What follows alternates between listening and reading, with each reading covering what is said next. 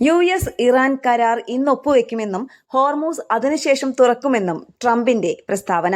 യുദ്ധത്തിൽ നിന്ന് ഇരു രാജ്യങ്ങളും മേൽക്കൈയോടെയാണ് കര കയറിയത് എന്ന് കാണിക്കാൻ ശ്രമിക്കുന്നതിനിടെ കരാറിന്റെ ഉള്ളടക്കത്തെക്കുറിച്ച് US-ഉം ഇറാനും പരസ്പര വിരുദ്ധമായ വിവരങ്ങളാണ് പുറത്തുവിട്ടിരിക്കുന്നത്.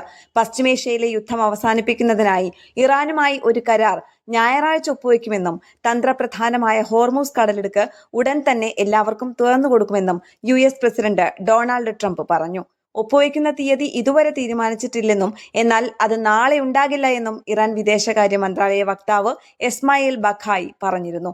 എന്നിരുന്നാലും അത് സംഭവിക്കാനുള്ള സാധ്യതയെ അദ്ദേഹം തള്ളിക്കളയുന്നില്ല. കരാർ യാഥാർത്ഥ്യമാക്കാൻ സാധ്യതയുണ്ടെങ്കിലും അന്തിമ തീരുമാനം ആയിട്ടില്ലെന്നാണ് ഇറാന്റെ നിലപാട്. പാകിസ്ഥാനിലെ ഇസ്ലാമാബാദിൽ നടക്കുന്ന സമാധാന ചർച്ചകൾ പുരോഗമിക്കുകയാണെന്നും 24 മണിക്കൂറിനുള്ളിൽ ഇരു രാജ്യങ്ങളും സമാധാന കരാറിൽ ഒപ്പിട്ടേക്കാമെന്നും പാകിസ്ഥാൻ പ്രധാനമന്ത്രി ഷഹബാസ് ഷെരീഫ് ശനിയാഴ്ച സൂചിപ്പിച്ചിരുന്നു. ഏപ്രിൽ മുതൽ നിലവിലുള്ള താൽക്കാലിക വെടിനിർത്തൽ നീട്ടുന്നതിനും ഉപരോധങ്ങൾ, സമുദ്ര സുരക്ഷ, ഇറാന്റെ ആണവ പദ്ധതി തുടങ്ങിയ തർക്കവിഷയങ്ങളിൽ രൂപരേഖ തയ്യാറാക്കുന്നതിനുമാണ് കരാർ ലക്ഷ്യമിടുന്നത്. അന്തിമ സമാധാന കരാറിന് മുന്നോടിയായിട്ടുള്ള ചട്ടക്കൂടായിരിക്കും ഈ പ്രാഥമിക കരാർ.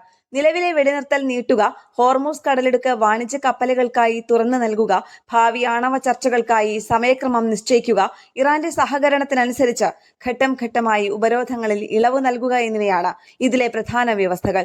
എന്നിരുന്നാലും ഇറാന്റെ യുറേനിയം സമ്പുഷ്ടീകരണ ശേഖരത്തെക്കുറിച്ചും US ഹോർമൂസിൽ ഏർപ്പെടുത്തിയ ഉപരോധങ്ങൾ നീക്കുന്നതിനും ഇരുപക്ഷവും തമ്മിൽ ഇപ്പോഴും അഭിപ്രായ വ്യത്യാസങ്ങൾ നിലനിൽക്കുന്നുണ്ട്.